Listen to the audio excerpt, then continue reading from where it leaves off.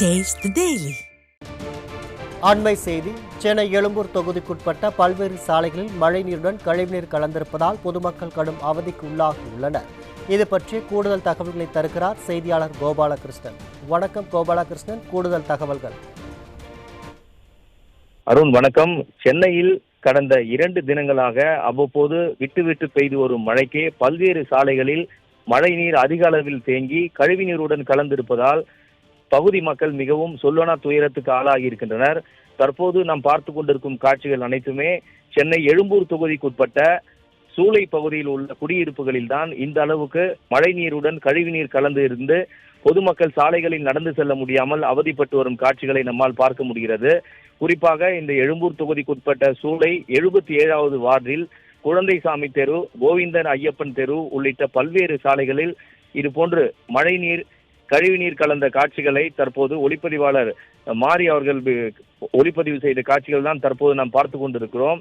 அந்த அளவுக்கு இந்த பகுதிகளில், இந்த குடியிருப்பு பகுதிகளில் மழைநீருடன் கழிவுநீர் கலந்து இருப்பதால் பொதுமக்கள் தினந்தோறும் நடந்து செல்வதும் அத்தியாவசிய பணிகளுக்கு வெளியே செல்ல முடியாமலும் கடும் அவதிக்கு உள்ளாகி வருவதாக இப்பகுதி மக்கள் குற்றம் சாட்டுகின்றனர். இங்கு தேங்கி நிற்கும் மழைநீருடன் கழிவுநீர் கலந்த தண்ணீர் வெள்ள நீர் குறித்து 77வது வார்டு கவுன்சிலருக்கு புகார் அளித்தும் சென்னை மாநகராட்சிக்கு புகார் அளித்தும் எவ்வித நடவடிக்கையும் எடுக்கவில்லை என்று இப்பகுதி மக்கள் வேதனை தெரிவிக்கின்றனர். இந்த மழைநீர் கலந்த கழிவுநீர் தான் தங்களுக்கு குடிநீர் குழாயிலும் வந்து விடுவதாகவும், குடிநீரும் மிகுந்த துர்நாற்றம் வீசுவதாகவும், பழுப்பலான நிறத்தில் குடிநீர் வருவதாகவும் இப்பகுதி மக்கள் குற்றம் சாட்டுகின்றனர். இது குறித்து இப்பகுதியில் மழைநீர் வடிகால்வாய் போடப்பட்டதா என்ற கேள்விக்கு மழைநீர் வடிகால்வாய் போடும் பணிகள் நடந்ததாகவும், ஆனால் மழைநீர் அந்த கால்வாய் வழியாக செல்லாமல் தேங்கி நிற்பதாக இப்பகுதி மக்கள் குற்றம் சாட்டினர்.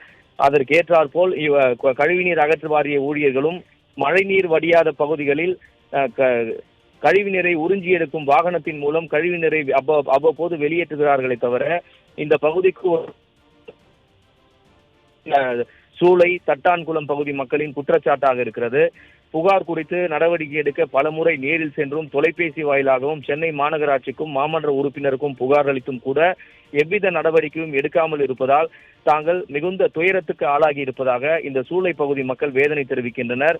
பருவமழை தொடங்கி 2 நாட்கள் கூட ஆகவில்லை, மழையும் அதிக அளவில் பொழியவில்லை. இருந்தாலும் கூட கடந்த 3 நாட்களாக தங்கள் குடியிருப்பு பகுதிகளில் இந்த அளவுக்கு மழைநீர் கலந்த கழிவுநீர் தேங்கி மிகுந்த துயரத்துக்கு ஆளாகி இருப்பதாகவும், அடுத்த சில வாரங்களுக்கு பருவமழையின் தீவிரம் அதிகமாக இருக்கும் என வானிலை ஆய்வு மையம் தெரிவித்திருக்கக்கூடிய நிலையில் மேலும் எங்களது வாழ்வாதாரம் எப்படி பாதிக்கப் போகிறது, எப்படி நோய்வாய்ப்பட்டு நாங்கள் அவதிப்பட போகிறோம் என்ற அச்சத்தில் இந்த பகுதி மக்கள் இருப்பதாக வேதனை தெரிவித்திருக்கின்றனர்.